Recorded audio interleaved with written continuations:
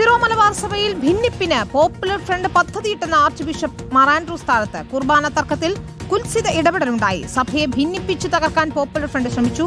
ദീപിക ദിനപത്രത്തിന് നൽകിയ അഭിമുഖത്തിലാണ് CBCA അധ്യക്ഷൻ കൂടിയായ മാർ ആൻഡ്രൂസ് താഴത്തിന്റെ ഗുരുതര ആരോപണം. അതേസമയം മാർ ആൻഡ്രൂസ് താഴത്തിനെ പിന്തുണച്ച് വൺ ചർച്ച് വൺ കുർബാന മൂവ്മെന്റ് രംഗത്തെത്തി. CBCA അധ്യക്ഷന്റെ പ്രതികരണത്തിൽ സന്തോഷമുണ്ടെന്നാണ് ജോസഫ് എബ്രഹാം പറഞ്ഞത്. എന്നാൽ മാർ ആൻഡ്രൂസ് താഴത്തിന്റെ പരാമർശത്തിൽ ദുരുദ്ദേശമെന്നാണ് അങ്കമാലി അതിരൂപത pastoral council secretary Shaiju Antony പറയുന്നത്. അദ്ദേഹം ഇത് പറഞ്ഞപ്പോൾ വളരെ സന്തോഷമുണ്ട്. കാരണം ഞങ്ങൾ ഇതിനു മുമ്പ് തന്നെ പല ബിഷപ്പുമാരോടും ഞങ്ങൾക്കിങ്ങനെയുള്ള ആസൂത്രിതമായിട്ടുള്ള ഇതുപോലത്തെ സംഘടനകളുടെ കാര്യങ്ങളെക്കുറിച്ച് നമ്മൾ വിശദമായിട്ട് സംസാരിച്ചിട്ടുണ്ട്. കാരണം സഭയ്ക്കെതിരെ നിൽക്കുന്ന സംഘടനകൾ പലപ്പോഴും പല സ്ഥലങ്ങളിലും ഫണ്ടും മറ്റുള്ള കാര്യങ്ങളൊക്കെ ഉൾക്കൊണ്ടുകൊണ്ട് സഭയ്ക്കെതിരെ പ്രവർത്തിക്കുമ്പോൾ അതൊരു സംഘടിത ശക്തിയുടെ സപ്പോർട്ട് കൂടിയാണ് പ്രവർത്തിക്കുന്നതെന്ന് നമ്മളെപ്പോലുള്ള സാധാരണക്കാരന് മനസ്സിലാക്കാൻ സാധിക്കുന്നുണ്ടായിരുന്നു. അപ്പോൾ ആൻഡ്രൂസ് താഴത്ത് പിതാവ് അത് വീണ്ടും എന്ന് പറഞ്ഞപ്പോൾ ഒന്നുകൂടെ ഊട്ടി ഉറപ്പിച്ചിരിക്കുകയാണ്. ഞങ്ങളുടെ സംശയങ്ങൾ ബലപ്പെട്ടിരിക്കുകയാണ്. തീർച്ചയായിട്ടും ഞങ്ങളുടെ സംശയം പോലെ തന്നെ താഴത്ത് പിതാവ് കാര്യങ്ങൾ പറഞ്ഞതിൽ ഞങ്ങൾക്ക് വളരെ സന്തോഷമുണ്ട്.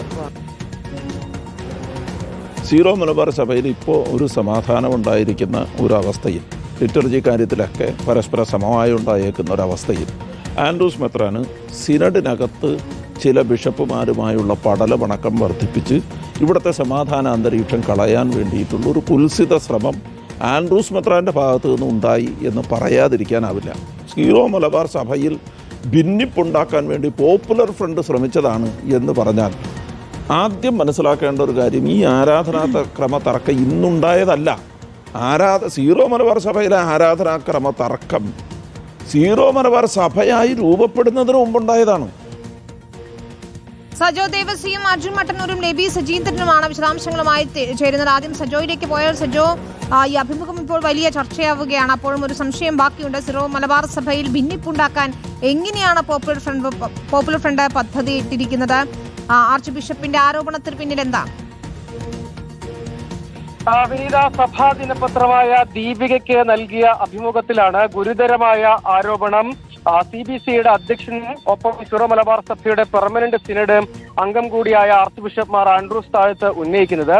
സിറോ മലബാർ സഭയിലെ ഭിന്നിപ്പിന് പോപ്പുലർ ഫ്രണ്ടിന് പദ്ധതി ഉണ്ടായിരുന്നു എന്ന് പോപ്പുലർ ഫ്രണ്ട് കേന്ദ്രം റെയ്ഡ് ചെയ്ത ഉദ്യോഗസ്ഥൻ പറഞ്ഞു എന്നതാണ് ആർച്ച് ബിഷപ്പ് മാർ ആൻഡ്രൂസ് താഴത്ത് ആരോപിക്കുന്ന കാര്യം. അതൊരു ഗുരുതരമായ ആരോപണമാണ്. സഭയ്ക്കകത്തെ ആഭ്യന്തര പ്രശ്നങ്ങളുടെ തുടർച്ചയായാണ് ഇത്തരം കാര്യങ്ങളൊക്കെ നടന്നത്. അത് പക്ഷേ ചില തീവ്രവാദ സംഘടനകൾ ഇങ്ങനെ തർക്കമുണ്ടാക്കിയവർ വഴിപ്പെട്ടു എന്നാണ് അദ്ദേഹത്തിന്റെ തന്നെ വാക്കുകൾ വായിക്കുകയാണെങ്കിൽ. സഭയിലെ നിസ്സാരമായ അഭിപ്രായ വ്യത്യാസങ്ങളിൽ പോലും ബോധപൂർവമായി ഇടപെട്ട് ഭിന്നിപ്പുണ്ടാക്കുക എന്ന സമീപനം നടക്കുന്നു. സിറോ മലബാർ സഭയിലെ ആരാധനാക്രമ വഴക്കിലടക്കം ചിലരുടെ കുൽസിതമായ ഇടപെടലുണ്ട് എന്നീ അഭിമുഖത്തിൽ പറയുന്നു.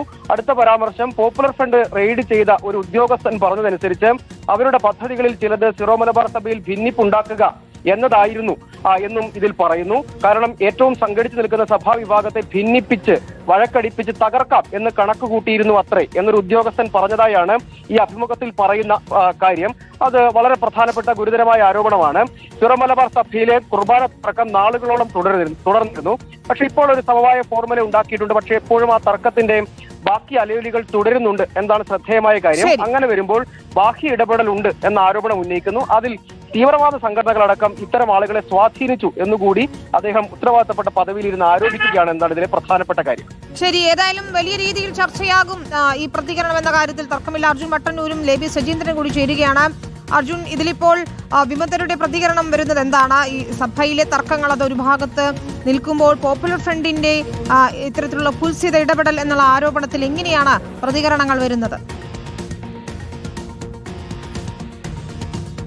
വിനീത, മാർ ആൻഡ്രൂസ് താഴത്തിന്റെ ഇത്തരമൊരു പരാമർശത്തെ പൂർണ്ണമായും തള്ളുകയാണ് അതിരൂപതയിലെ ഈ പാസ്റ്റർ കൗൺസിൽ അടക്കമുള്ളവർ. ജനാഭിമുഖ കുർബാനയെ പിന്തുണക്കുന്നവരടക്കം പൂർണ്ണമായും തള്ളുകയാണ്. 7-8 വർഷമായി ഈ തർക്കം നിലനിൽക്കുന്നുണ്ട്. മാത്രവുമല്ല, നേരത്തെ ഈ അതിരൂപതയുടെ ചുമതല ആൻഡ്രൂസ് താഴത്ത് വഹിച്ചപ്പോൾ ഈ പ്രശ്ന പരിഹാരത്തിന് ശ്രമിച്ചിരുന്നില്ല. അതിനുശേഷം അദ്ദേഹം ചുമതല ഒഴിഞ്ഞ ശേഷമാണ് താൽക്കാലികമായെങ്കിലും ഒരു പ്രശ്നപരിഹാരം ഉണ്ടായത്. ഇത് പൂർണ്ണമായും ആരാധനാക്രമത്തിലെ ചില തർക്കങ്ങൾ കാരണമുണ്ടായ പ്രശ്നമാണ്. സമവായമുണ്ടായ ഘട്ടത്തിലെ പരാമർശം അത് ഈ സഭയിൽ ഇപ്പോഴുണ്ടായിരിക്കുന്ന സമാധാനം തകർക്കാൻ വേണ്ടി ദുരുദ്ദേശത്തോടു കൂടി തന്നെയാണ് എന്നതാണ് പ്രധാനപ്പെട്ട ആരോപണം. എന്തായാലും ഇത്തരത്തിലുള്ള പരാമർശത്തെ പൂർണ്ണമായും തള്ളുകയാണ് വിമതപക്ഷം. ശരി, ഏതായാലും സഭയെ സംബന്ധിച്ചിടത്തോളം എന്താണ് നിലപാടെന്ന് കൂടി അറിയണം. ലെബി സജീന്ദ്രൻ ചേരുകയാണ്. ലെബി, ഇക്കാര്യത്തിൽ സഭയ്ക്കുള്ള ഒരു വലിയ ആശങ്കയാണ് മാർ ആൻഡ്രൂസ് താഴത്ത് പങ്കുവയ്ക്കുന്നത്.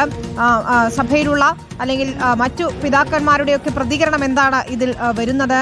മാത്രമല്ല, കുൽസിതമായ ശ്രമം നടക്കുന്നു ഈ കുർബാന തർക്കത്തിൽ സഭയ്ക്ക് പുറത്തുനിന്ന്. ഒരു ബാഹ്യശക്തി എന്ന് പറയുമ്പോൾ അത് ഗൗരവത്തോടെ തന്നെ കാണേണ്ടുന്ന ഒരു വിഷയമാണല്ലോ. വിനിത, മാർ ആൻഡ്രൂസ് താഴത്തിനെ സംബന്ധിച്ചിടത്തോളം അദ്ദേഹം CBCയുടെ അധ്യക്ഷനാണ്. അതായത് ഭാരത കത്തോലിക്ക മെത്രാൻ സമിതിയുടെ തലപ്പത്തിരിക്കുന്ന ആളാണ്. അതുകൊണ്ട് തന്നെ അദ്ദേഹത്തിന്റെ ഇത്തരത്തിലുള്ള ഒരു പ്രസ്താവന അല്ലെങ്കിൽ ആരോപണം വ്യക്തിപരമാകാൻ വഴിയില്ല. അതിന് കുറച്ചുകൂടി പ്രാധാന്യവുമുണ്ട്. സഭയെ സംബന്ധിച്ചിടത്തോളം ഇത്തരം ഒരു ആശങ്ക കഴിഞ്ഞ കുറേ കാലമായി നിലനിൽക്കുന്നുണ്ട്. അതായത് എറണാകുളം അങ്കമാലി അതിരൂപതയ്ക്ക് കീഴിൽ ഭൂമി വിവാദം ഉണ്ടായ കാലം മുതൽ ഈ ഒരു ആശങ്ക സഭയ്ക്കുള്ളിൽ നിലനിൽക്കുന്നുണ്ട്. അത് മാത്രമല്ല, അതിനുശേഷം പിന്നീട് ബിഷപ്പ് ഫ്രാങ്കോ മുളയ്ക്കലിനെതിരെ ഹൈക്കോടതിയിലെ വഞ്ചി സ്ക്വയറിൽ കന്യാസ്ത്രീമാർ സമരം നടത്തുന്നു. ആ സമയത്തെല്ലാം ഇത്തരത്തിൽ പുറത്തുനിന്നുള്ളവർ ബാഹ്യ ഇടപെടലുണ്ടായി, പുറത്തുനിന്നുള്ളവർ ഇതിൽ ചില ഇടപെടലുകൾ നടത്തി എന്നുള്ള ആരോപണമൊക്കെ ആ ഘട്ടത്തിൽ സഭയ്ക്ക് ആ ഒരു ആശങ്കയൊക്കെ ഉണ്ടായിരുന്നു. അത് പിന്നീട് ഈ സഭയിൽ എറണാകുളം അങ്കമാലി അതിരൂപതയിലെ ഇത്തരത്തിലുള്ള ഭൂമി വിവാദം പിന്നീട് കനക്കുന്നു. ഈ സമയത്തെല്ലാം ഈ ആശങ്ക വളരുന്നു. സഭ തന്നെ രണ്ട് തട്ടിലാകുന്ന ഒരു സാഹചര്യം വരുന്നു. പിന്നീട് ഇങ്ങോട്ട് ഈ കുർബാന, ഏകീകൃത കുർബാന വിവാദം ഉയർന്ന സമയത്താകട്ടെ ഈ രണ്ട് ഭാഗമായി ഇത് വിഭജിച്ച ഈ സഭയിലെ ആളുകൾ തെരുവിൽ അങ്ങോട്ടും ഇങ്ങോട്ടും ആക്രോശം നടത്തുകയും അത് കയ്യാങ്കളിയിലേക്ക് എത്തുകയും ഒക്കെ ചെയ്യുന്ന, ആക്രമണം അഴിച്ചുവിടുകയും ഒക്കെ ചെയ്യുന്ന സാഹചര്യത്തിലേക്ക് വരുന്നു. ഈ സാഹചര്യത്തിൽ എല്ലാം ഇത്തരത്തിലൊരു ആശങ്ക സഭയ്ക്കുള്ളിൽ ഉണ്ടായിരുന്നു. അത് മാത്രമല്ല, സഭയിൽ ഏതെങ്കിലും രീതിയിൽ ഇത്തരത്തിൽ പുറത്തു നിന്നുള്ള ശക്തികൾ ഇടപെട്ടിട്ടുണ്ടെങ്കിൽ അത് സ്വാഭാവികമായും അന്വേഷിക്കേണ്ടതുണ്ട് എന്നുള്ള അഭിപ്രായവും ചില കേന്ദ്രങ്ങളിൽ നിന്ന് വരുന്നുണ്ട്.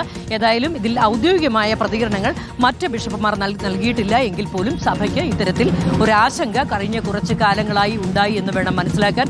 അതുകൊണ്ട് തന്നെ മാർ ആൻഡ്രൂസ് താഴത്തിന്റെ പ്രസ്താവന വ്യക്തിപരമാകാൻ വഴിയില്ല. വിനിത, ശരി.